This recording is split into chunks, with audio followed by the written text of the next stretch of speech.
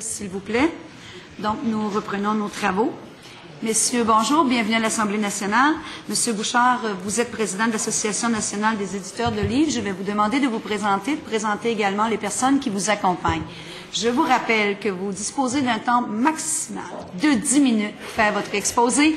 C'est ainsi que nous sommes régis à l'Assemblée nationale. Le temps est extrêmement important et je dois gérer le temps de façon équitable. Donc, quand il vous restera moins d'1 minute, je vais vous faire signe, peut-être à 2 minutes, tel que convenu avec vous. Par la suite, il suivra un échange avec les parlementaires. Donc, s'il y a des choses que vous voulez plus, vous n'avez pas eu le temps, vous disposerez de 35 minutes pour nous livrer votre message. Donc, sans plus tarder, je vous invite à prendre la parole. Alors, Madame la Présidente, Monsieur le Ministre, Mesdames et Messieurs les élus, merci de nous accueillir, merci de nous avoir invités pour participer à cette réflexion que les parlementaires québécois ont décidé de mener sur une éventuelle réglementation du prix du livre. Nous sommes très touchés et très impressionnés par le zèle dont les parlementaires font preuve sur cette question, qui nous a obligés à sortir notre beau linge au beau milieu de l'été.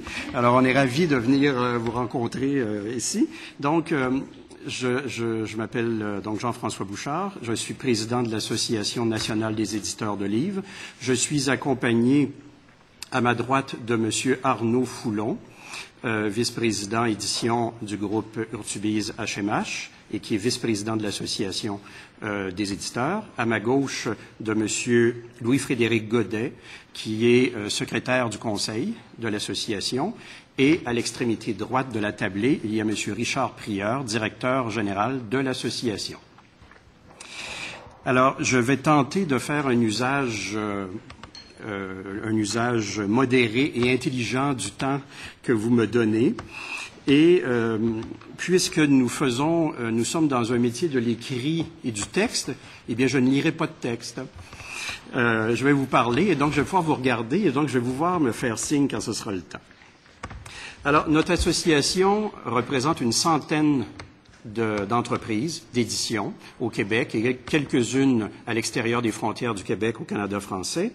Et nous représentons ces 100 entreprises publiées sous à peu près 130 marques d'édition différentes. Donc, nous représentons pour l'essentiel, non la totalité, mais l'essentiel de la profession d'édition au Québec et en partie aussi au Canada français. Notre association, après un débat qui a été musclé, digne de ce que l'on vit parfois à l'Assemblée nationale, a adhéré à la proposition à laquelle ont adhéré la totalité des associations professionnelles du livre au Québec, une proposition dont vous connaissez maintenant bien la teneur puisqu'elle vous a été répétée ad nauseam depuis 14 heures cet après-midi, à savoir une réglementation du prix du livre qui n'est pas un prix unique, qui est une réglementation qui limite à une période de 9 mois à la mise en marché des nouveautés, un rabais maximum de 10 %, après quoi, le premier jour suivant le 9e mois, eh bien, il y a libéralisation complète des prix.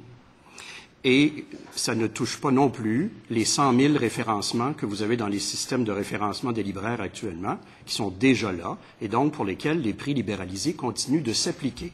9 mois, 10 % de réduction. Et donc, notre association, après un débat, a pris vote, et donc la très grande majorité de nos membres ont adhéré à cette proposition à laquelle nous adhérons et qui fait que nous nous faisons solidaires de l'ensemble des grands intervenants du livre et de l'édition au Québec. Dans mon intervention, je vais essayer de répondre d'une manière assez claire à 3 questions. La première, c'est « est-ce réaliste ?» La deuxième, est-ce nécessaire? Et la troisième, est-ce risqué? Alors, évidemment, j'espère que je vais avoir gaspillé tout mon temps avant la 10e minute, donc je ne répondrai pas à la troisième question, mais non, en fait. Alors, est-ce réaliste? Souvent, dans mon environnement, on me dit, nous ne sommes pas un pays européen, nous ne sommes pas un pays en voie de développement, nous vivons dans une réalité, c'est que nous sommes une juridiction nord-américaine. Est-ce bien réaliste de proposer une réglementation du prix du livre dans un contexte nord-américain, dans un contexte de totale libéralité en ce qui concerne le prix du livre? Eh bien, je veux simplement rappeler que le Québec est la seule juridiction en Amérique du Nord à bénéficier d'une loi que nous, dans le métier, à cause de la longueur du nom de la loi, on l'appelle vulgairement la loi 51 sur le développement des entreprises québécoises du livre. Nous sommes la seule juridiction en Amérique du Nord qui a contraint les institutions publiques à s'approvisionner au plein prix auprès de libraires agréés. Nous sommes aussi la seule juridiction en Amérique du Nord à avoir un système de mise en marché qui est assez original, qui est celui de l'Office, qui fait en sorte que la quasi-totalité des nouveautés qui sont mises en marché se retrouvent à au moins un exemplaire dans la quasi-totalité des libraires au Québec. Alors, ce système n'existe nulle part ailleurs en Amérique du Nord. Il existe au Québec. Et puis, c'est une note en bas de page sans importance, mais se rappeler simplement que nous sommes la seule juridiction de langue française sur ce continent. Donc, est-ce réaliste? Oui, on a déjà fait preuve au Québec d'une certaine audace dans l'objectif de la préservation de notre culture et de notre participation à la diversité culturelle. Est-ce réaliste? Oui. Ça demande une volonté politique. Bon. Alors, est-ce nécessaire? Alors, est-ce nécessaire de procéder par voie législative? Eh bien, beaucoup de gens, dont moi-même, je l'avoue, ont déjà cru que si nous avons une si belle entente au sein des professions du livre, que diable n'adoptons-nous pas nous-mêmes nos règles et ne les appliquions pas sur le marché québécois? Eh bien, on a un petit problème. C'est que si on fait ça, on tombe dans l'illégalité. Pour une raison toute simple, c'est qu'il y a une petite chose qui s'appelle la loi canadienne sur la concurrence qui nous interdit, du côté des vendeurs, de présumément collusionner, bien que ce soit public, pour fixer les règles d'un prix, et particulièrement des règles aussi, entre guillemets, des règles relativement contraignantes qui contraignent à limiter la remise ou le rabais. Donc, moi, je fais partie des gens qui auraient bien aimé ça, ne pas venir ici aujourd'hui, pas parce que je ne suis pas heureux de vous rencontrer, mais de ne pas réclamer la protection de la loi, mais je n'ai pas le choix. De la même façon que la loi 51, qui est une loi qui soustrait les règles de la loi 51 aux règles de la concurrence, il nous faut une loi qui va nous mettre à l'abri de toute poursuite et de toute illégalité en ce qui concerne les lois de la concurrence. A fortiori, on a l'audace dans la profession de demander la portée extraterritoriale de la règle. Parce qu'évidemment, on imagine bien qu'il y a un petit fin quelque part qui va aller établir son siège social à Winnipeg et qui va vendre à distance, qui va dire « Nia, nia, nia, nia, nous autres, notre siège social n'est pas au Québec. Donc, le prix unique... » Eh bien, ce que nous demandons, ce que nous osons demander, c'est que la portée de la législation ait une portée extraterritoriale.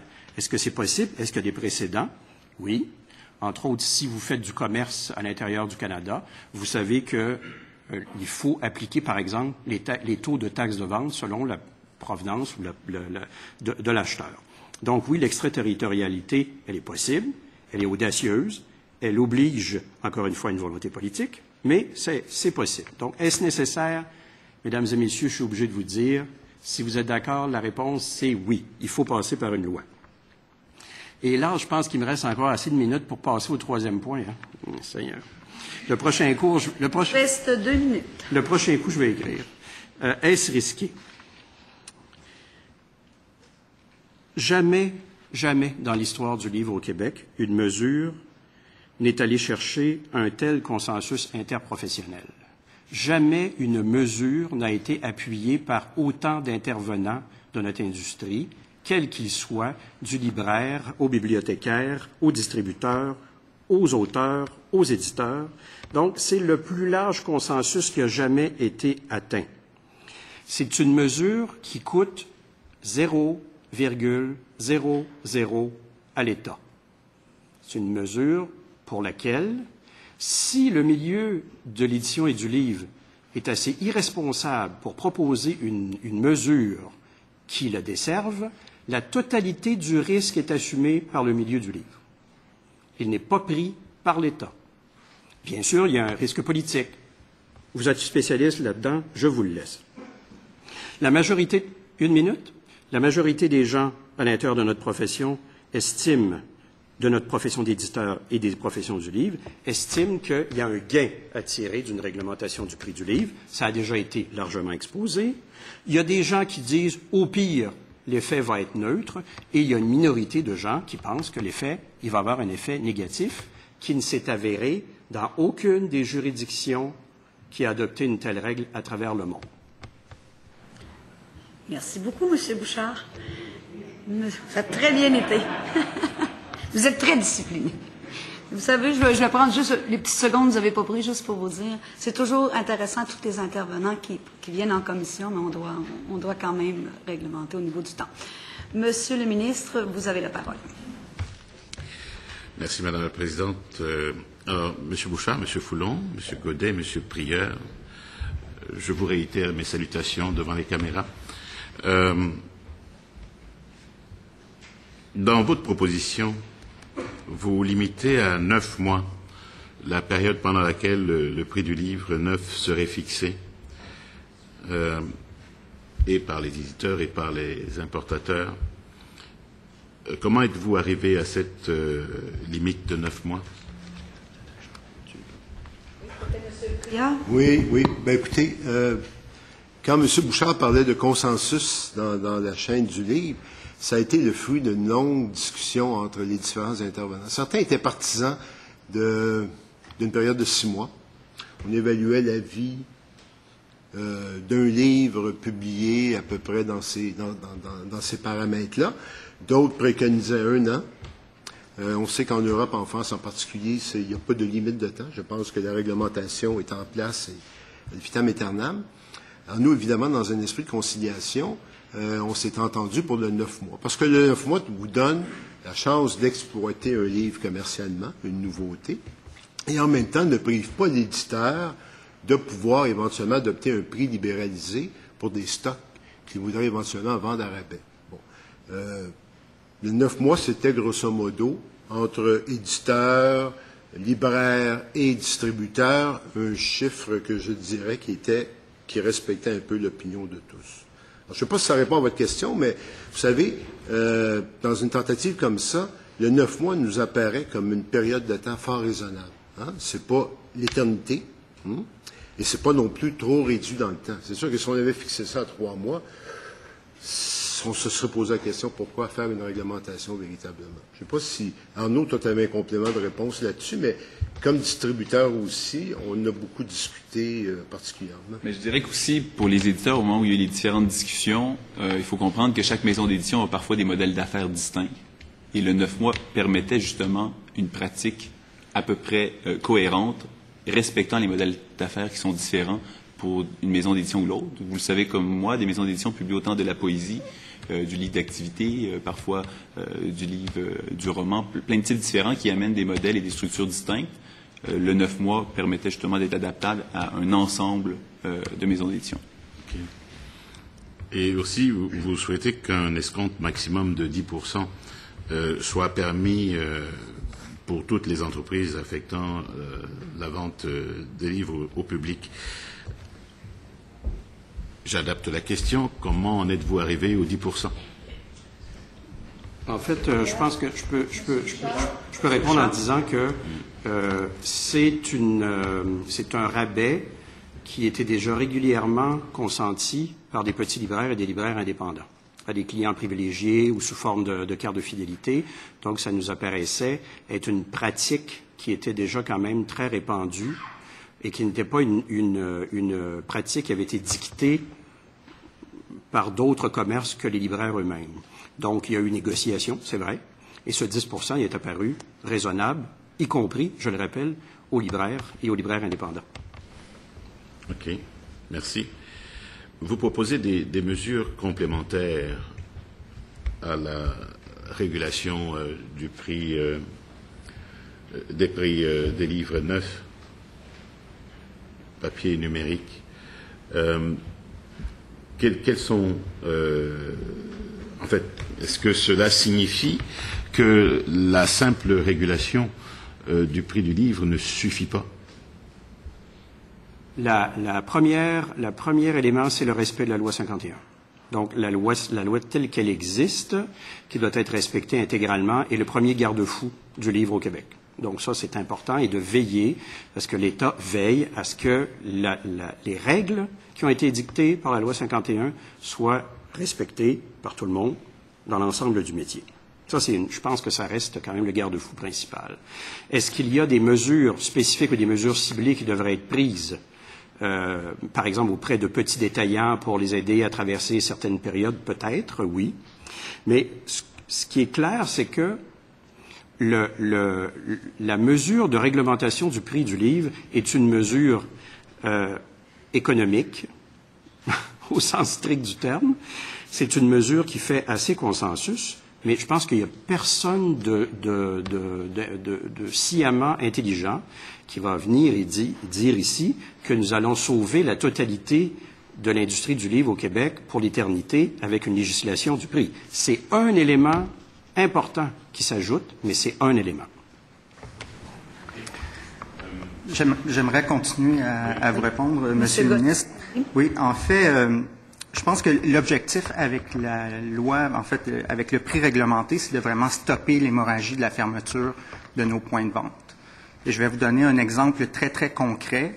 Il y a quelques années, on faisait des opérations, c'est-à-dire qu'on travaillait sur des livres de fonds, donc des livres qui ont plus de 1 an ou 2 ans d'activité, donc qui sont disponibles à la vente. Et donc, on prépare des présentoirs et souvent, ce ne sont que les libraires indépendants qui acceptent de participer à ces opérations-là. Et au cours des 3 dernières années, notre chiffre d'affaires auprès des libraires indépendants a chuté de 4 suite à la fermeture de certaines librairies. Et pour vous donner un exemple très, très concret, il y a quelques mois, on a mené une opération avec notre collection d'écrits politiques qui comprend des auteurs comme Pierre Vadeboncoeur, comme Lise Payette, comme Francis Dupuy-Déry, comme Alain Deneau, comme le médecin Alain Vadeboncoeur. Et les ouvrages étaient disponibles dans le comté de M. Pelletier, à Saint-Hyacinthe, à la librairie d'Aignaux. Les ouvrages étaient également disponibles dans le comté de Mme Ménard, dans La Porte, à la librairie Le Furteur. Par contre, ils n'étaient pas disponibles dans les comtés de Montarville, ni celui de Bellechasse. Et dans des opérations comme ça, ce que l'on fait, c'est entre autres donner un ouvrage gratuit. On avait préparé un petit pamphlet très, très élégant qui avait été rédigé par le collectif d'humoristes Les Apartistes. Et moi, ce que je vous dis aujourd'hui, c'est pourquoi les lecteurs des comtés de M. Pelletier et de Mme Ménard auraient accès à ces promotions-là et que les lecteurs dans les comtés de Mme Vien et de Mme Roy n'y auraient pas. Merci, Monsieur le ministre. Je reviens juste pour boucler le tout. Les mesures complémentaires que vous proposez, est-ce que vous avez une idée de comment elles vont être financées?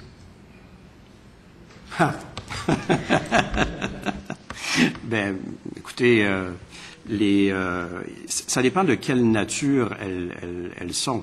Je pense qu'il y a toutes sortes de réflexions, par exemple, actuellement, qui sont en cours du côté du support à apporter aux libraires et pour lesquels les financements pourraient être des financements mixtes, privés, publics. Et puis, il y a tout le reste. Il y a tout ce qui concerne la promotion de la lecture elle-même et qui, là, est une responsabilité de l'État de par l'éducation et par la culture. Je pense que ça, c'est assez clair. On a une responsabilité, nous, à l'intérieur de ça aussi. Mais la promotion... Je vous rappelle une donnée... quelques données qui vont intéresser Madame la députée qui s'interrogeait sur les profils de lectorat, etc. Donc, le taux de littératie au Québec est de 47 %. La littératie, c'est un mot pas très joli pour désigner une chose, c'est votre capacité, finalement, à utiliser l'écrit dans votre vie. Et il faut avoir atteint le niveau 3 sur 4 niveaux pour être fonctionnel dans la société actuelle.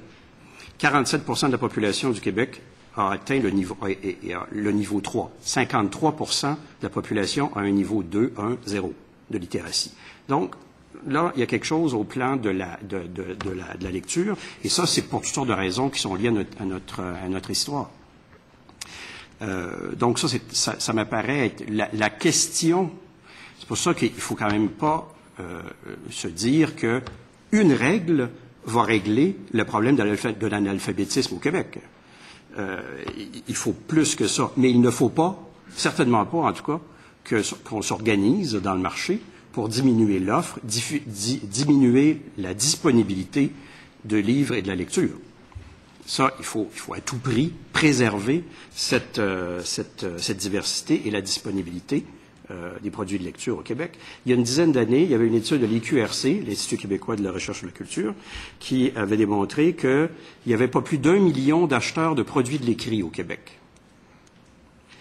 Et bon, on peut discuter, il y a eu des gens qui ont déchiré leur beau linge sur la place publique pour dire ce chiffre-là, bon, c'est 800 000, c'est 1,2 million. C'était pas 6 millions. Hein? Moi je pense que ce chiffre-là est un chiffre qui est tout à fait réaliste et qui l'a peut-être un peu augmenté, mais on a donc un retard culturel, on a un déficit culturel comme société contre lequel il faut se battre et que l'éducation est une chose fondamentale. Une toute petite question. Monsieur le ministre. Oui, je passerai la parole après à mon collègue Saint-Hyacinthe. Est-ce qu'il y a urgence de réglementer?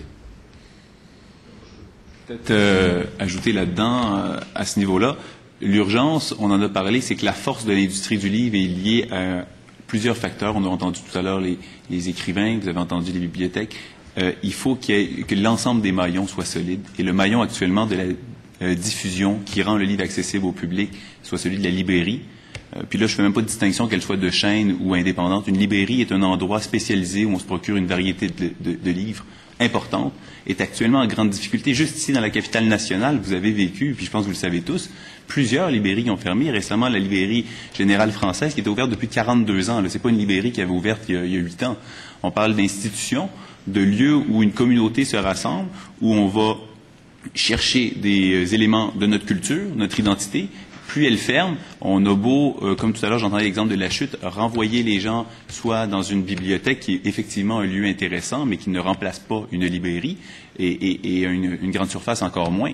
La grande surface n'est pas le lieu où on retrouve des ouvrages qui nous permettent de former notre identité. On retrouve des ouvrages qui sont en demande d'un point de vue strictement commercial, ce contre quoi personne ici s'oppose, mais c'est deux objectifs distincts. Et puis ça, je pense que c'est important. Et l'enjeu fondamental au niveau de cette loi qui doit être faite assez rapidement, c'est de stopper l'hémorragie, parce que il y a plus de 20 librairies indépendantes dans la capitale nationale. Il n'en restera pas 20 dans 2 ans, ça je peux vous le dire. Il y en a beaucoup qui ont des problèmes financiers, il y en a beaucoup qui ont des problèmes majeurs actuellement et qui se questionnent. Monsieur le député de Saint-Hyacinthe, vous avez la parole. Madame la Présidente, alors je vous salue, messieurs. Ma question va être assez simple. Tout à l'heure, vous avez parlé de la librairie d'Agneau, mais à Saint-Hyacinthe, on a quand même plusieurs librairies. Il y a des petites librairies, il y a la librairie d'Agneau, la librairie Chauly, c'est les mêmes. Mais ils ont des événements quand même importants pour susciter l'intérêt de la population de la région à la lecture et augmenter la littératie. Alors, on s'associe à la commission scolaire de Saint-Hyacinthe, on s'associe à la ville, on s'associe aussi à la Page, qui est un organisme qui s'occupe d'alphabétisation. Alors, on crée une émulation dans le milieu qui fait en sorte qu'il y a beaucoup plus d'intérêt. Puis ces libraires-là, ils sont beaucoup plus impliqués dans leur milieu. Alors, ça suscite aussi un intérêt. Puis je pense que ce serait un avantage pour que tous les libraires, peut-être du Québec, là, viennent s'intégrer dans la communauté. Et ça, je voulais le mentionner parce que c'est important chez nous. Et vous mentionnez tantôt qu'il y a seulement, je vais vous lire ce qui est mentionné dans votre rapport. La réglementation proposée ne serait applicable que sur les livres neufs qui ne constitueraient qu'environ 8 de tous les titres disponibles. Ma question est assez simple, c'est savoir, c'est peut-être 8 des titres disponibles, mais c'est quel pourcentage des revenus qui relève de ce 8 %-là pour un éditeur comme vous? Je vous assure, je vous promets, je vous jure que je ne vais pas noyer le poisson. C'est extrêmement compliqué à répondre parce que selon le profil de maison d'édition que vous avez, ce n'est pas la même chose. Il y a des maisons d'édition qui n'ont pas de best-seller, point à la ligne. Bon, alors déjà on a un... Et les nouveautés, par contre, ce qu'on sait objectivement, c'est que ça représente entre 5 500 et 6 000 nouveautés québécoises chaque année qui arrivent sur le marché. Ça, on sait ça. Donc, il y a 5 500 à 6 000 nouveautés qui arrivent sur le marché. Je vous ai dit sur 100 000 référencements qui existent dans les banques de données des libraires actuellement. Et il faut ajouter à ça entre 20 et 25 000 nouveautés importées de France qui arrivent sur le marché québécois. Et là, le 100 000 est multiplié par plusieurs. Donc, c'est un chiffre très, très, très important. Donc, et c'est difficile de dire quel est le pourcentage des ventes qui sont générées parce que ça dépend, je vous le dis, d'un fonds à l'autre, d'un éditeur à l'autre. Et puis, tout livre ne connaît, hélas, pas le succès qu'il mérite. Tout livre mérite d'avoir un succès. Mais hélas, la réalité, c'est que tout livre ne connaît pas la même ampleur de succès. Il y a des livres qui se vendent à 80 exemplaires, à 300 exemplaires, à 700, à 1200, à 2000, à 40 000. Bon, vous devinez on souhaite tous qu'ils soient à 40 000, mais on est tous plutôt aux alentours de 800 000, 1200, pas 800 000, hein, 800, 1000, 1200. Et on est content quand on est là. Peut-être une précision que je pourrais amener aussi dans le milieu. Okay. Dans le milieu du livre, deux des marchés importants sont évidemment la nouveauté et le marché scolaire. On parlait tout à l'heure un petit peu du milieu scolaire, de l'éducation. Le milieu de l'éducation est un milieu privilégié pour consommer de la littérature québécoise. Et ça, c'est évident qu'un ouvrage qui est prescrit dans le cadre de cours peut être un ouvrage passé, le torrent d'Anne Hébert, le survenant, tout ça. C'est un marché essentiel pour la vente de livres. Ça, c'est important. Merci. Nous allons maintenant du côté de l'opposition officielle. Madame la députée de La Porte, vous avez la parole. Merci, Madame la Présidente. J'aimerais vous entendre. Comment vous définissez le prix d'un livre? Une très bonne question. Je vais vous donner un exemple très, très concret. C'est-à-dire que l'éditeur va avoir un certain investissement à faire pour rendre un livre disponible. Rémunération de l'auteur, rémunération de ses propres employés, remise au libraire, en fait, coût d'impression. En fait, si on dégage une tarte, il va rester là, à l'éditeur environ, à la fin, là, qu'il ait payé tous ses coûts, environ entre 5 et 10 %.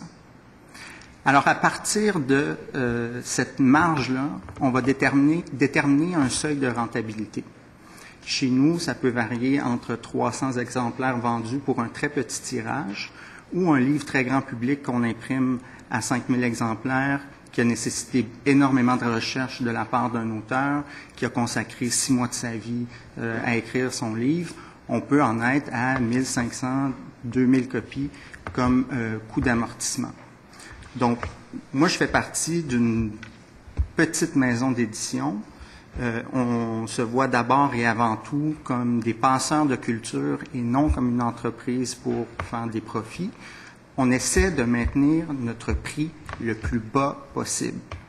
Et je pense que c'est un sentiment qui est généralement partagé par plusieurs de mes collègues. Il n'y a pas uniquement un aspect économique au métier de l'édition. On souhaite amortir nos coûts et 90 % de nos ouvrages n'amortissent pas leurs coûts.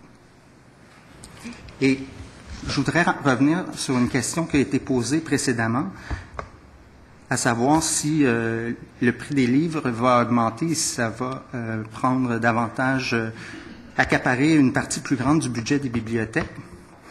Moi, ce que je vous dis, c'est que si nos livres, on ne peut plus les vendre dans les librairies indépendantes dont on peut avoir le support aujourd'hui, notre seuil de rentabilité va augmenter et nous serons obligés d'augmenter le prix de nos livres. Donc, un livre, par exemple, une histoire du jazz à Montréal, qu'on a fait paraître il y a quelques années, une traduction d'un ouvrage anglophone, qu'on a vendu 30 $, eh bien, si dans 10 ans, j'ai 2 fois moins de points de vente pour le rendre disponible et donc pour le vendre, je ne le vendrai pas à 30 $, je vais le vendre à 45 $. Et ça, c'est pas uniquement pour faire de l'argent sur le dos des gens, c'est uniquement pour être capable de continuer à produire et à diffuser un savoir et de la culture. Merci. Je vous posais cette question-là parce que récemment, j'ai rencontré un organisme qui me mentionnait ceci.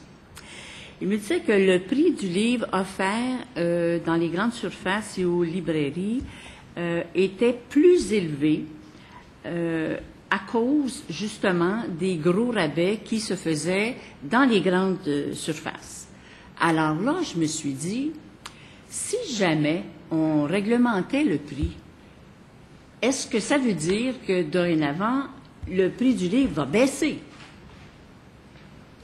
Si vous permettez, je vais donner un exemple là-dedans. Nous, notre groupe d'édition, le groupe HMH, nous avons une pratique à la fois en librairie, avec des maisons comme XYZ, Urtubis, des textes plus littéraires, et on a une pratique aussi en grande surface. On vend des livres, des romans historiques de Michel David et autres dans un nombre de points de vente distincts.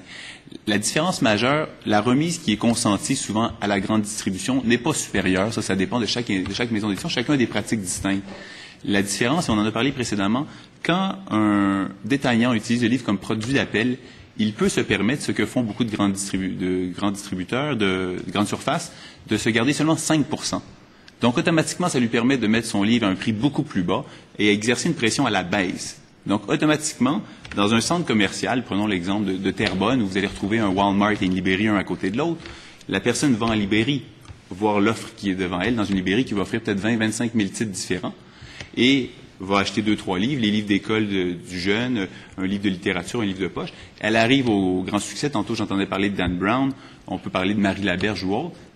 Elle dit, je vais quand même faire quelque part à côté. Donc, le libraire a fait le travail, lui a vendu le livre. La vente va s'exercer à 20 ou 25% de remise à côté, parce que la politique du détaillant n'est pas la même. Le libraire a besoin de faire des sous, on en a parlé tout à l'heure, pour payer son loyer. La grande surface a besoin de vendre des livres pour attirer les gens qui vont ensuite consommer un autre produit.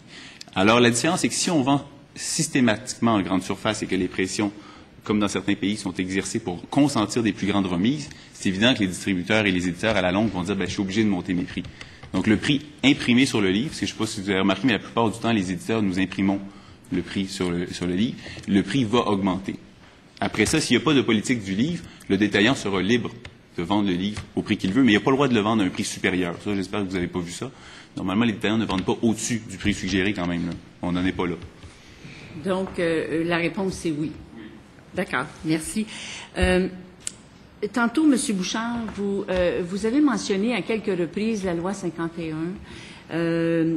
Le premier groupe que nous avons rencontré aujourd'hui, eux, mentionnaient que la loi 51, c'est insuffisant, et j'ai posé la question, est-ce que vous êtes d'avis que nous devrions revoir au complet la loi et ajouter à la loi, naturellement, la réglementation, le numérique, mais vous, je vous écoute parler, puis vous avez l'air très à l'aise avec la loi qu'il y a présentement, 51. Alors, voulez-vous, j'aimerais vous entendre là-dessus. Alors, Madame la députée, vous m'avez écouté extrêmement bien. Vous avez bien décodé le body language du monsieur. Parce que, c'est, de fait, pour l'instant, nous, on n'a aucun appétit pour ouvrir la loi 51. Il faut être clair. Et un très grand nombre d'intervenants dans le domaine du livre n'ont pas d'appétit pour ça. D'abord parce que, je le répète, la loi 51 est encore capable de porter beaucoup de fruits dans la société québécoise si elle est appliquée d'une manière rigoureuse et sur l'ensemble du territoire. Et puis, on va dire les choses en français courant. Moi, je fais partie, ça n'engage que moi, ça n'engage pas mon association, mais je fais partie de ceux qui craignent comme la peste que ce soit la foire d'empoigne. C'est-à-dire que là, imaginez-vous, on est en train de discuter pendant 3 semaines d'une affaire, quand même, d'une mesure extrêmement ciblée, qui est d'une réglementation limitée du prix du livre neuf. Imaginez-vous si on ouvre la totalité de la loi 51, qui peut ouvrir quand même les portes à toutes sortes de remises en question. Et nous, si c'est pour un renforcement de la loi 51, ma foi, je pense qu'il y aurait beaucoup de gens qui seraient d'accord. Mais la crainte sincère, c'est que les pressions soient telles pour assouplir les règles de la loi 51 et que donc on se retrouve en situation de fragilisation. Donc pour l'instant, nous on dit, si le législateur le peut, que le législateur légifère pour réglementer le prix du livre d'une manière parallèle à la loi 51. Peut-être pour ajouter une chose à ce que dit M. Bouchard. La loi 51 nous protège d'une chose, c'est que les livres qui sont achetés par les institutions sont achetés auprès de libraires québécois, d'entreprises québécoises, Le danger aussi qui nous guette de plus en plus, notamment dans le numérique qui n'est pas légiféré, c'est que les livres sont vendus auprès de bibliothèques, qu'elles soient virtuelles ou réelles, étrangères. Donc, il y a une partie du capital qui fuit à l'étranger. Ça, je pense qu'il faut aussi s'inquiéter de la chose un petit peu. J'aurais besoin de clarification concernant le nombre d'éditeurs. Le rapport Larose donnait, en fait, c'est des données qui venaient de Statistique Canada, et ils avaient recensé en 98-99 216 éditeurs au Québec, en plus de repérer 18 diffuseurs exclusifs. Et en ce qui concernait le nombre d'éditeurs agréés, il s'établissait à 113 en 98 contre seulement 70 en 83. Maintenant, la Bibliothèque et Archives nationales du Québec, eux, parlent de 728 éditeurs commerciaux en 2011 et sans compter 320 individus qui ont publié directement. Et présentement, il y aurait 172 éditeurs agréés dans la liste officielle du ministère de la Culture. Alors là, c'est la confusion totale. Combien d'éditeurs avons-nous? Là, je vais faire quelque chose qui me fait un plaisir féroce. Je vais pousser la neige un petit peu en avant. Je crois que les collègues, nos amis de la SODEC vont comparaître durant les travaux de la commission, et eux ont les seules données fiables sur ce sujet-là. Je pense que 700 éditeurs, là, ça m'apparaît, en tout cas, je vous assure que, je serais ravi de leur connaître leur adresse pour leur envoyer chacun une invitation à cotiser à mon association. Je serais ravi.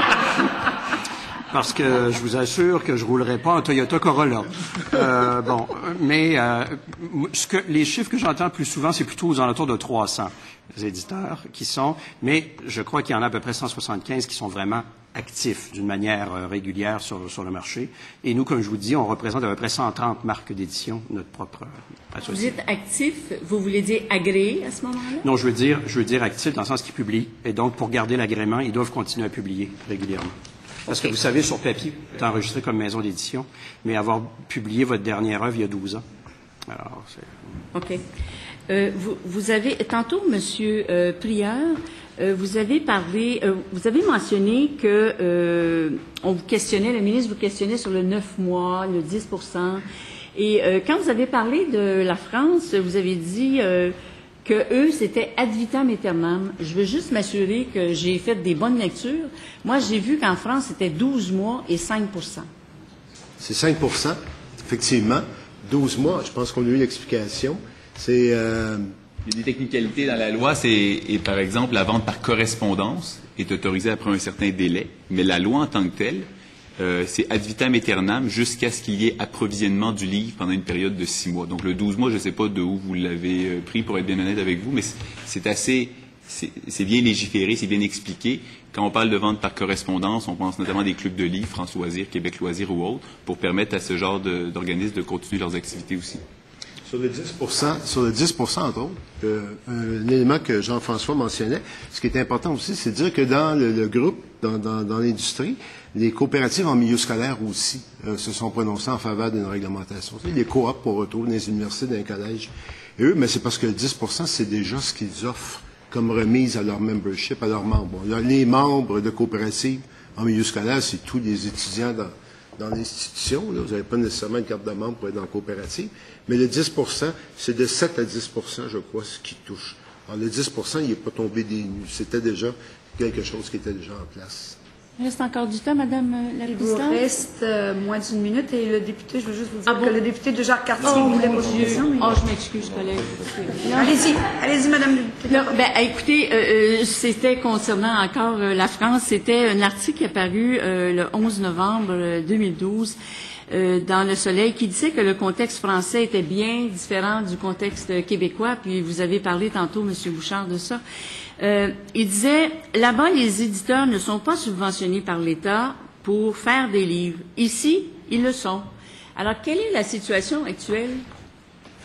Alors, je peux témoigner là, de cette question-là parce que notre entreprise d'édition fait plus de 50% de son chiffre d'affaires en France. Et c'est complètement faux de dire que les éditeurs français ne sont pas subventionnés. Ils reçoivent des aides du Centre national du livre et il y a de plus en plus de régions et de villes qui offrent du support à leurs éditeurs pour développer des projets d'édition et de collection. Ensuite de ça... Merci beaucoup. Malheureusement, c'est tout le temps de disposer l'opposition officielle. Nous allons maintenant vers le deuxième groupe d'opposition. Madame la députée de Montarville, vous avez la parole. Merci beaucoup, Madame la Présidente. Je vais tourner le micro. Bonjour, messieurs. Merci d'être là. Peut-être avant d'aller plus loin, j'aimerais réconforter les auditeurs qui nous écoutent. On parlait tout à l'heure du comté de Montarville. Vous en avez parlé. Moi, j'aimerais réconforter les auditeurs et dire qu'il y a de très belles librairies où on est très bien servis. Nous sommes très bien desservis. J'en suis ravie et j'y vais régulièrement.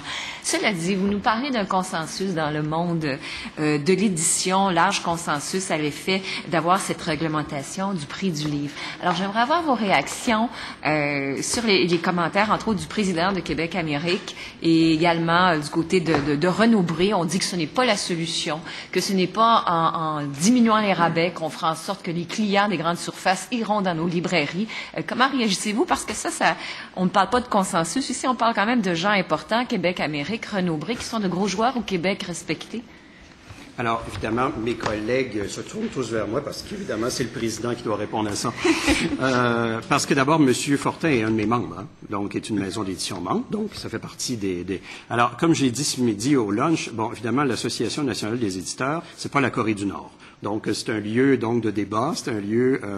et, je le répète, il y a eu un débat, c'était un débat vif, ça a été un débat parfois déchirant au sein de la profession, mais le jour où nous avons voté comme association, on a voté à plus de 75% en faveur de l'adhésion à cette solution qui était proposée dans l'ensemble des autres, par les autres associations professionnelles. Qui plus est, nous avons contribué à l'élaboration de ce compromis du 9 mois et du 10%. On n'a pas été des acteurs passifs, on a été des acteurs actifs à l'intérieur de ça. Revenons aux interventions donc du très vénérable Jacques Fortin, que j'estime beaucoup, et de M. Blaise Renaud. Alors, pour M. Renaud, il viendra se défendre lui-même. C'est un grand garçon. Mais ce matin, il disait à la radio, je l'ai entendu, le problème, c'est pas de réglementer d'éventuelles guerres de prix, c'est que les éditeurs et les distributeurs consentent une remise plus grande aux libraires. Alors, je veux simplement porter à l'attention de ces messieurs, dames, les élus, que le Québec, la remise standard à un libraire, c'est 40%. Donc, sur le prix de vente d'un livre, il y a 40% qui vont en revenus aux libraires directement. Ça, c'est la remise standard. C'est une des remises les plus élevées au monde actuellement. Même dans des pays à des réglementations très serrées comme la France, l'Allemagne, etc., les taux de remise sont beaucoup plus bas, 32, 35, 36, 37%. Donc, la capacité que le milieu de l'édition au Québec a de soutenir les libraires par une remise, une surremise actuellement, elle est impensable. Il faut le dire clairement, c'est impensable. C'est non seulement nous allons accélérer la fragilisation des librairies, nous allons accélérer la fragilisation des maisons d'édition. Alors ça, c'est... Voilà, pour les autres éléments, dans notre mémoire, nous avons abordé un certain nombre de questions. Je suis désolée, M. Bouchard, c'est tout le temps que disposait l'opposition, le deuxième groupe d'opposition. Madame la députée de Gouin, vous avez la parole. Merci, Madame la Présidente. Mais dans le fond, peut-être justement dans la continuité de ce que ma collègue vient de vous demander, et parce que des questions se posent déjà là, dans l'opinion publique, il y a des chroniqueurs qui ont déjà sauté sur la patinoire. En une minute, pourquoi est-ce que la diminution du rabais consenti finalement par les grandes surfaces, puisque c'est d'elles qu'on parle, là, pourquoi la diminution de ce rabais est si importante pour la librairie indépendante? Notre adversaire, aucun détaillant de quelque nature que ce soit notre adversaire. Notre adversaire, c'est les guerres de prix. Et les guerres de prix affaiblissent le réseau des libraires, point, qu'ils soient indépendants ou chaînes, etc., parce que ce sont ceux qui assurent la plus grande visibilité de la diversité de la production. Ça, c'est fondamental. Si on est piégé par des guerres de prix, l'offre va diminuer. On va se retrouver avec 350 livres par année qui vont être proposés au lieu de 25 000. C'est ça qui va arriver. Ça, c'est la chose la plus importante pour nous actuellement.